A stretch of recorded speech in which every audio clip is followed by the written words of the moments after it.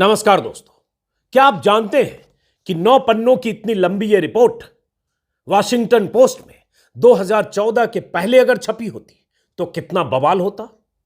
क्या आप जानते हैं कि हजारों शब्दों की इस रिपोर्ट में अडानी और मोदी सरकार के रिश्तों को लेकर कितने गंभीर खुलासे किए गए हैं और इन खुलासों को दबा दिया गया। क्या आप जानते हैं कि 9 पन्नों के हर पैराग्राफ में जो जानकारी दी गई है वो अडानी के ताकतवर होने और उनकी ताकत के सामने सिस्टम के दंडवत होने की गवाही देते हैं। क्या आप जानते हैं कि बांग्लादेश से लेकर श्रीलंका तक अडानी को पावर प्रोजेक्ट दिलाने के लिए खुद पीएम मोदी ने वहां की सरकारों से सिफारिश की थी। इन 9 पन्नों में कई ऐसी जानकारियां हैं, कई ऐसे खुलासे हैं जो आपको हैरान करेंगे।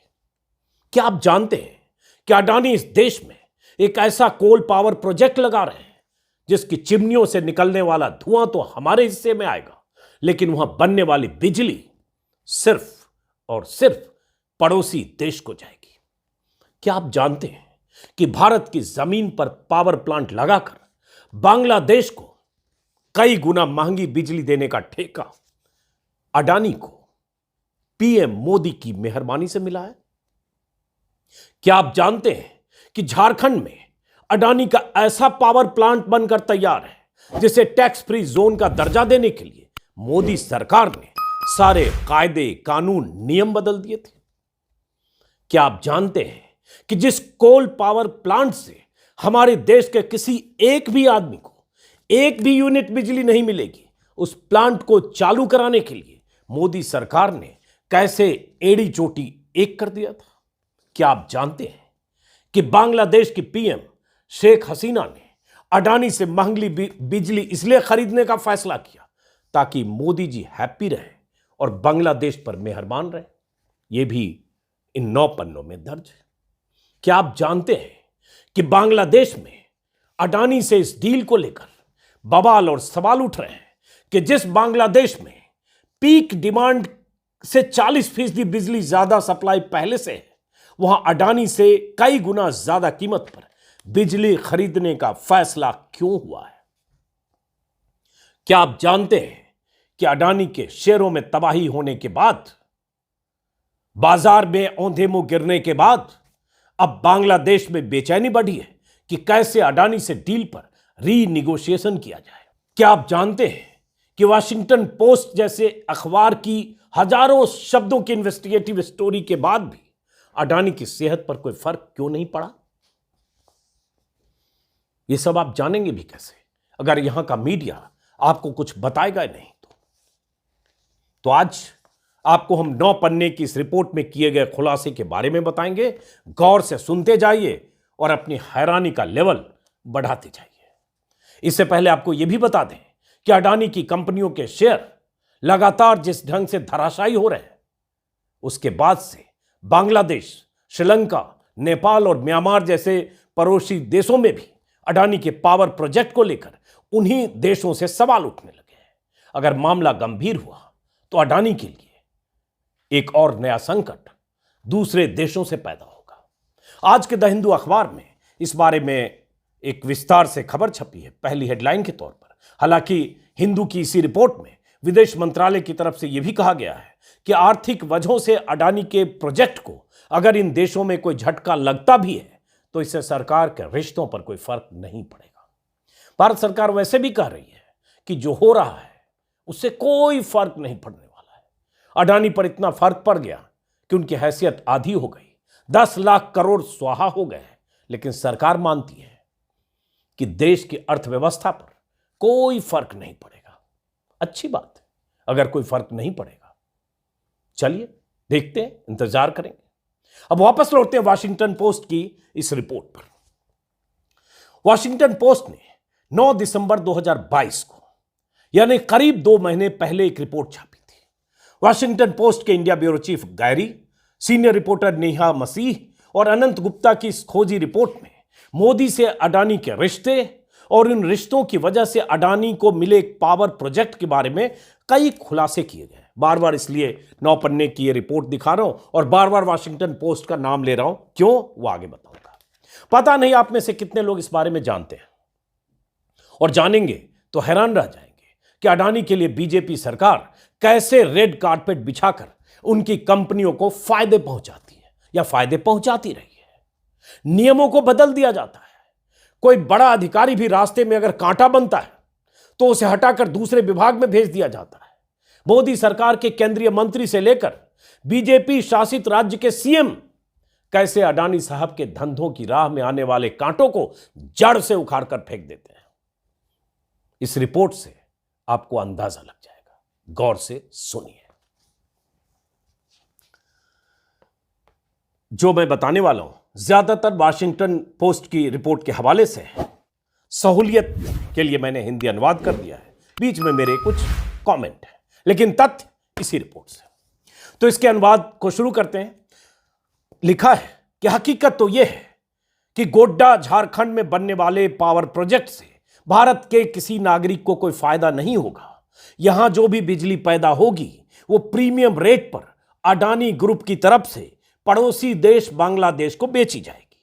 ऐसे बांग्लादेश को यह बिजली बेची जाएगी जो पहले से भयंकर कर्ज में डूबा है और जिसके पास पहले से सरप्लस बिजली है। अनुवाद में बता रहा हूं। दस्तावेज बताते हैं कि इससे ज्यादा बिजली की जरूरत बांग्लादेश को है ही नहीं।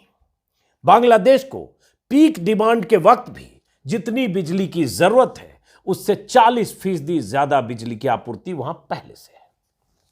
वॉशिंगटन पोस्ट ने साफ साफ लिखा है कि बांग्लादेश के लिए झारखंड के गोड्डा में बन रहे इस पावर प्रोजेक्ट से सीधा सीधा फायदा पावर कंपनी के मालिक गौतम अडानी को होगा, जो भारतीय अरबपति हैं और ग्लोबल एनर्जी मॉनिटर के मुताबिक कोल पावर प्लांट्स और कोल माइनिंग सेक्टर में दुनिया के सबसे बड़े खिलाड़ी हैं।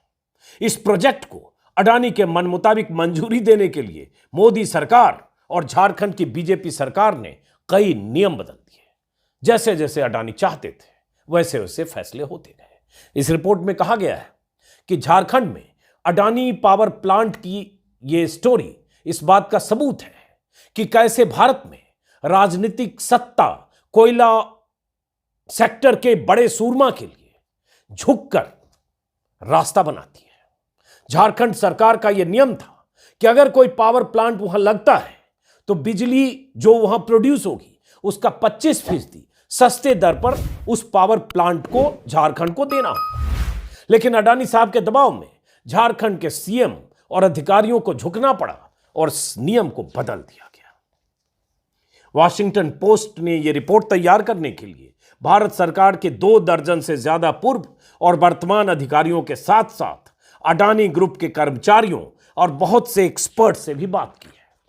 सरकारी और गैर सरकारी सैकड़ों पन्नों के साथ साथ पावर परचेज एग्रीमेंट के गोपनीय दस्तावेजों की वॉशिंगटन पोस्ट के रिपोर्टर्स ने गहन पड़ताल की है। महीनों की खोज पड़ताल के बाद वॉशिंगटन पोस्ट को पता चला कि भारतीय अधिकारियों ने कैसे इस प्रोजेक्ट को आगे बढ़ाने में दिलचस्पी दिखाई है, जबकि इससे भारत को कोई आर्थिक फायदा नहीं है। एक तरह से इस रिपोर्ट में साफ साफ लिखा गया है कि भारतीय अधिकारी मोदी के बेहद करीबी माने जाने वाले अरबपति कारोबारी गौतम अडानी के प्रभाव में काम करते हैं। रिपोर्ट के मुताबिक, जो वॉशिंगटन पोस्ट की रिपोर्ट है, मैंने प्रिंट आउट निकाला है, झारखंड के पावर प्लांट की जमीन खुद मोदी ने तैयार की।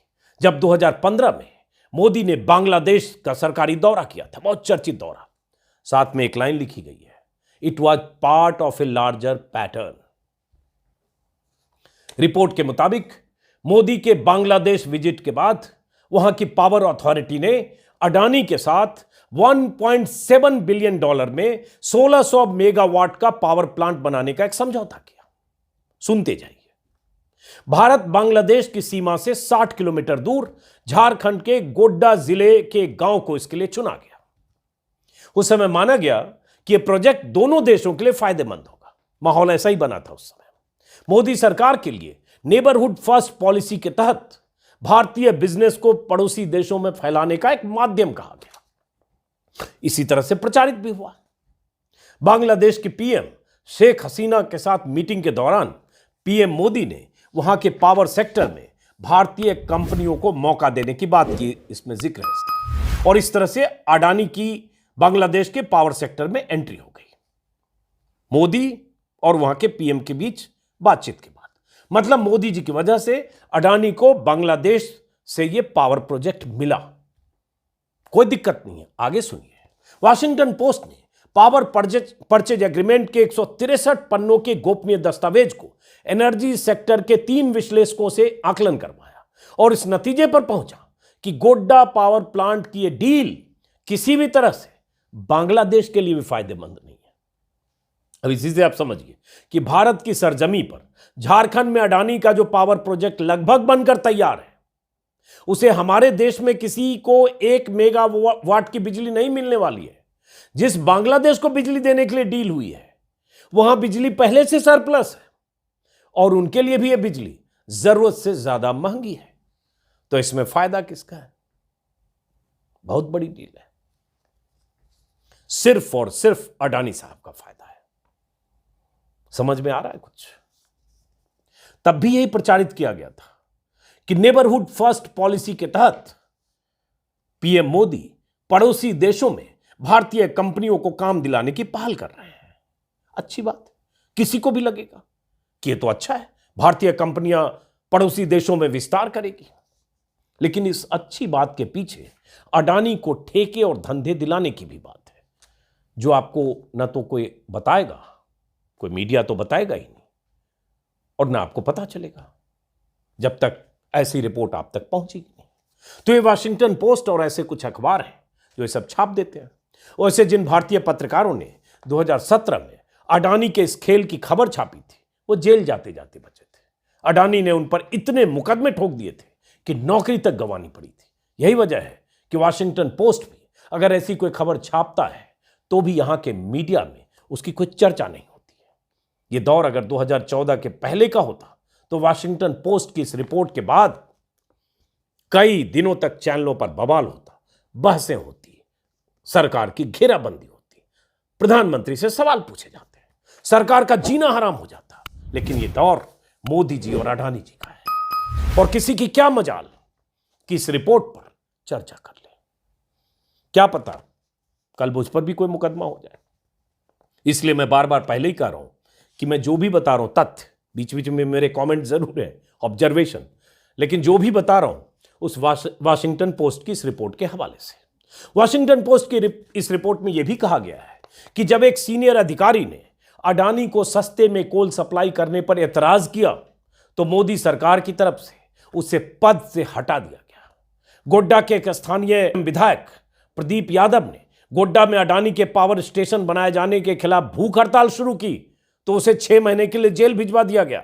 गांव के स्थानीय लोगों ने विरोध किया तो पुलिसिया ताकत का जमकर इस्तेमाल हुआ।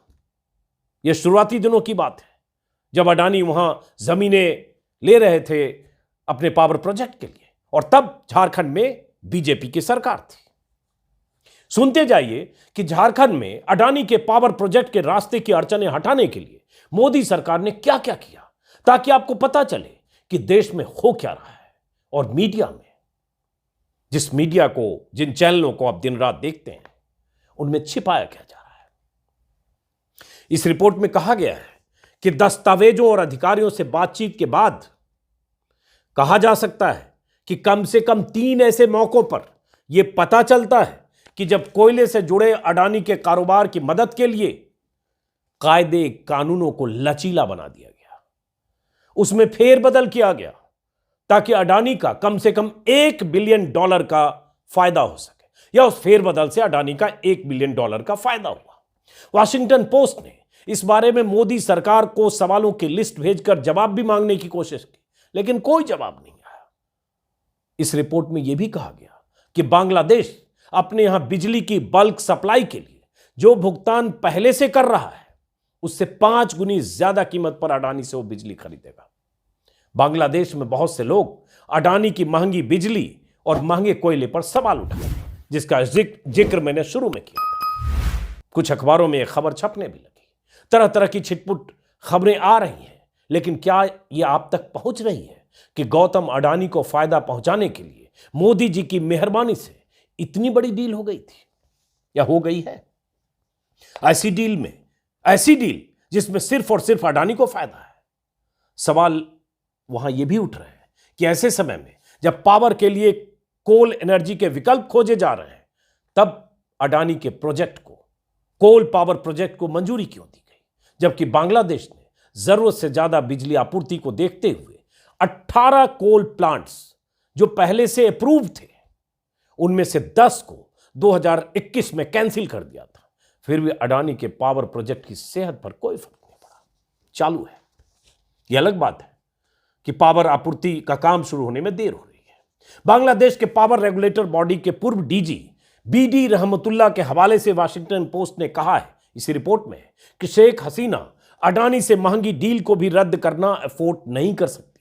अफोर्ड इसलिए नहीं कर सकती, बकौल रहमतुल्लाह, कि वो जानती हैं कि क्या सही है क्या गलत है, लेकिन वो ये भी जानती हैं कि अगर मैंने अडानी को फायदा पहुंचाया तो मोदी जी हैप्पी रहेंगे। इन्वर्टेड कोमा में जो उनके बयान है वही मैं आपको बता रहा हूं। बीडी रहमतुल्लाह के इस बयान पर वाशिंगटन पोस्ट ने शेख हसीना और वहां की सरकार का जवाब जानने की कोशिश की, जो इन लोगों का तरीका होता है, इंटरनेशनल मीडिया खास तौर से, लेकिन किसी ने कोई जवाब नहीं दिया। इसी रिपोर्ट में यह भी कहा गया है कि कैसे अडानी के प्रोजेक्ट को मंजूरी देने के लिए झारखंड के तत्कालीन सीएम और बीजेपी नेता रघुवर दास की तरफ से सारी अड़चनें दूर की गई। केंद्र सरकार ने भी पूरा जोर लगा दिया ताकि अडानी के पावर प्रोजेक्ट के रास्ते में कोई बाधा ना आए, चाहे इसके लिए नियम कानून तक बदलना पड़े। और क्या क्या बदला गया, सुनिए गौर से। आपको लगेगा मामला गोड्डा का है, लेकिन मामला गंभीर है। इस रिपोर्ट के मुताबिक 2018 में जब अडानी को इस प्रोजेक्ट के लिए हर तरह की अनुमति मिल गई, तब उसी साल फरवरी में अडानी ने गोड्डा की साइट के लिए एसईजेड बनाने के लिए आवेदन दिया, जबकि उससे पहले कॉमर्स मिनिस्ट्री ने 2016 में यह नियम बना दिया था कि कोई भी एक सिंगल पावर प्लांट के लिए कोई अगर कहीं बन रहा है, उसे टैक्स फ्री जोन नहीं बनाया जा सकता है। इसी नियम का हवाला दिया और कॉमर्स मिनिस्ट्री ने अडानी के प्रस्ताव को रिजेक्ट कर दिया। लेकिन अडानी तो अडानी, कोई मंत्रालय उनके प्रस्ताव को रिजेक्ट कर दे, यह कैसे हो सकता है? जिस प्रस्ताव से अडानी को फायदा होने वाला है और उस प्रस्ताव को मंत्रालय रिजेक्ट कर दे, मोदी जी के रहते।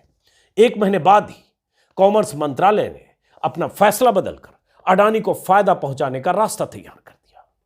विस्तार से इसमें वो भी है, तत्कालीन कॉमर्स मिनिस्टर सुरेश प्रभु के निर्देश पर यह तर्क दिया गया और यह तर्क देकर एसईजेड को मंजूरी दी गई कि अडानी एनर्जी सेक्टर में एक्सपोर्ट को बढ़ावा दे रहे हैं, देश हित में, भारत हित में काम कर रहे हैं, इसलिए गोड्डा की साइट को टैक्स फ्री जोन बनाया जा सकता है और बना दिया गया। मतलब अडानी के लिए कुछ भी मुमकिन है। नियम कायदा सब ताक पर रख दिया जाता है अगर गुजरात के अडानी साहब के हितों की बात आती है। समझे कि नहीं? आप नहीं समझे तो समझते जाइए और देखिए कि बीते सालों में अडानी को आसमान तक पहुंचाने के लिए, हालांकि अभी बहुत लुढ़क कर नीचे आ गए हैं, कितने खेल हुए। आपको लगता है कि अडानी साहब ऐसे ही दिन रात मेहनत करते हुए 8 साल में अमीरों के अमीर हो गए? ऐसे ही कुछ तो खास बात है। वाशिंगटन पोस्ट के आकलन के मुताबिक टैक्स फ्री जोन बनाने के सिर्फ एक फैसले से कोल इंपोर्ट पर अडानी को $35 मिलियन का सालाना फायदा होगा। दिलचस्प बात यह भी है कि वाशिंगटन पोस्ट ने आरटीआई दाखिल करके एक जवाब मांगा कॉमर्स मिनिस्ट्री से कि अडानी की साइट को एसईजेड के लिए कैसे अप्रूव किया गया। अगर पहले नियम कुछ और था तो 6 महीने बाद मंत्रालय के अधिकारियों ने वाशिंगटन पोस्ट को बताया कि ऐसा कोई रिकॉर्ड उपलब्ध नहीं है। तब वाशिंगटन पोस्ट ने पूर्व वाणिज्य मंत्री सुरेश प्रभु से लेकर झारखंड के बीजेपी नेताओं, मुख्यमंत्री, अधिकारियों, पर्यावरण मंत्रालय के अधिकारी, सबसे जवाब जानने की कोशिश की, लेकिन सबने मौन साध लिया, कोई जवाब नहीं मिला। इसी रिपोर्ट में यह खुलासा भी किया गया है कि 2015 में जब अडानी ग्रुप की तरफ से डिस्काउंटेड रेट पर कोल इंडिया से कोयले की मांग की गई और तत्कालीन कोल सेक्रेटरी अनिल स्वरूप ने एथिकल ग्राउंड पर ऐसा फैसला करने से इनकार कर दिया, तो मोदी के सचिवालय की तरफ से उन पर दबाव बनाया गया, प्राइम मिनिस्टर ऑफिस की तरफ से। अनिल स्वरूप ने फिर भी सस्ते रूप में जब कोयला देने को मना किया या असमर्थता जताई, तो उन्हें कोल सेक्रेटरी के पद से हटाकर शिक्षा मंत्रालय में भेज दिया गया। यह अनिल स्वरूप ने एक इंटरव्यू में कहा है। इसके कुछ ही दिन बाद मोदी कैबिनेट ने नियमों में बदलाव करके कोल इंडिया को सस्ते दर पर प्राइवेट प्लेयर्स को कोयला बेचने की अनुमति दे दी। मतलब बदल गई कहानी। 9 पन्ने की इस लंबी रिपोर्ट में कई मीटिंग्स का जिक्र है, कई फाइलों और फैसलों का जिक्र है, गोड्डा के स्थानीय लोगों की जो नाराजगी थी, प्रदूषण को लेकर जो चिंता थी, जो विरोध था, उसका जिक्र है। उस विरोध को कुचलने के लिए पुलिसिया लाठी और टीयर गैस का जिक्र है, प्रशासन की ताकत के इस्तेमाल का जिक्र है। गौतम अडानी के भाई राजेश अडानी की झारखंड के सीएम रघुवर दास के साथ उस मीटिंग का भी जिक्र है, जिसके बाद सीएम ने अपने अधिकारियों को आदेश दिया था, जो भी करना पड़े करो, लेकिन यह काम अडानी साहब का रुकना नहीं चाहिए। रिपोर्ट में यह सब लिखा है। रिपोर्ट का दावा है कि इसी मीटिंग के बाद झारखंड सरकार ने 25% बिजली मिलने वाले नियम को बदल दिया, वही नियम जिसका जिक्र शुरू में किया मैंने। इसमें गोड्डा के प्रोजेक्ट और अडानी की कथित ग्रोथ स्टोरी के बारे में इतने खुलासे हैं कि आपको ये, अगर आप पढ़ेंगे तो सनसनीखेज थ्रिलर की तरह लगेगा। पढ़ना तो आप शुरू करिए, गूगल सर्च कीजिए, टाइप कीजिए अडानी, वाशिंगटन पोस्ट, मोदी, तो ये रिपोर्ट आपको मिल जाएगी। थोड़ी लंबी है, धैर्य से पढ़िए।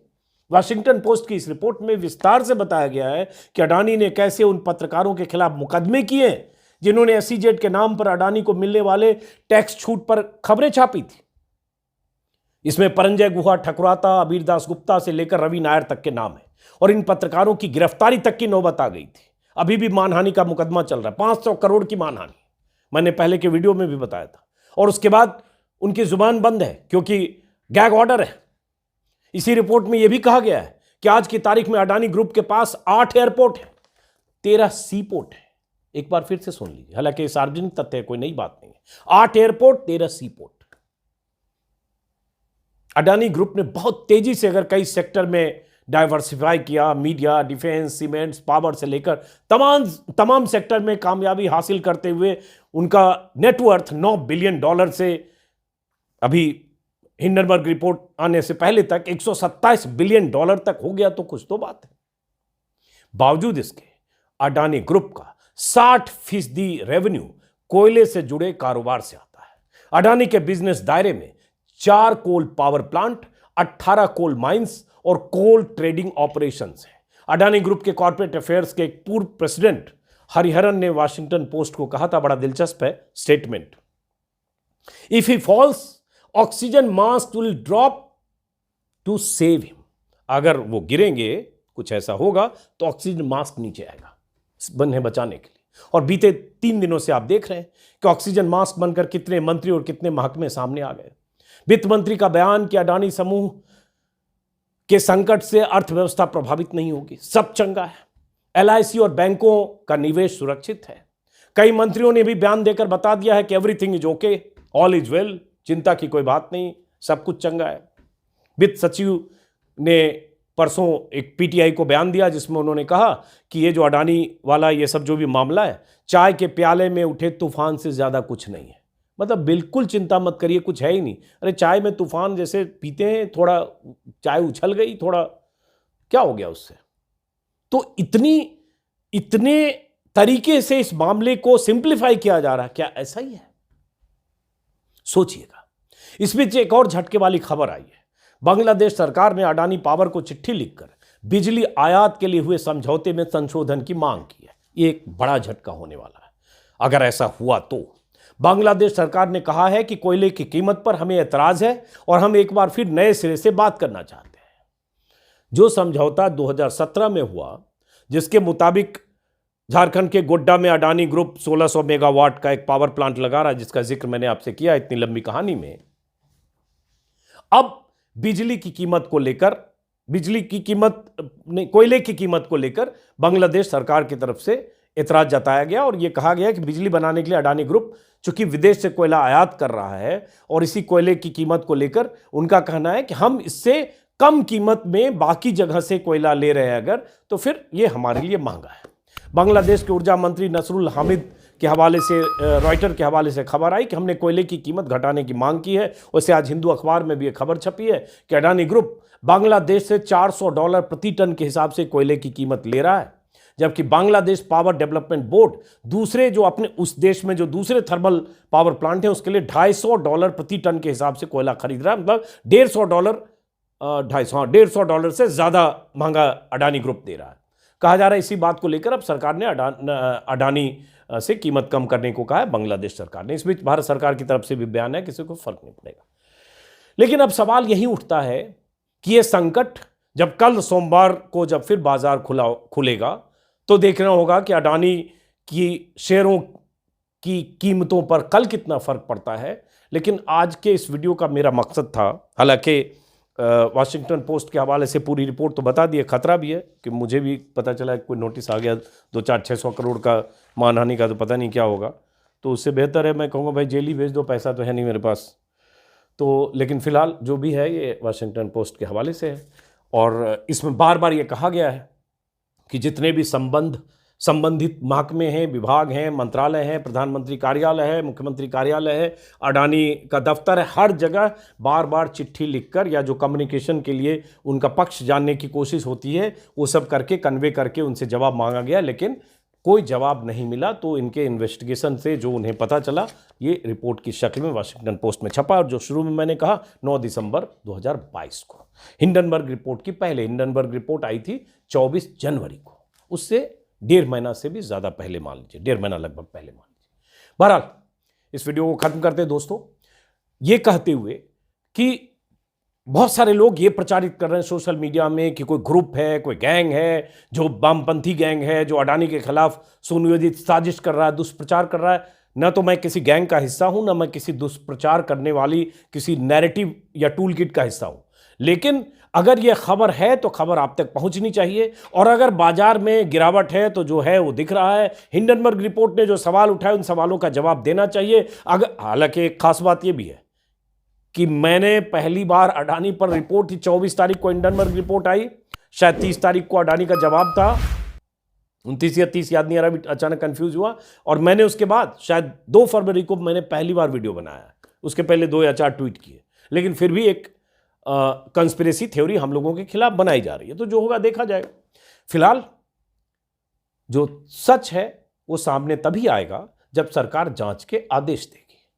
विपक्ष की मांग है जेपीसी से जांच हो, सुप्रीम कोर्ट के जज जांच करें, जैसे भी जांच करें, जांच तो होनी चाहिए क्योंकि आरोप संगीन है और निवेशकों का पैसा डूबा है, ये तथ्य सामने है।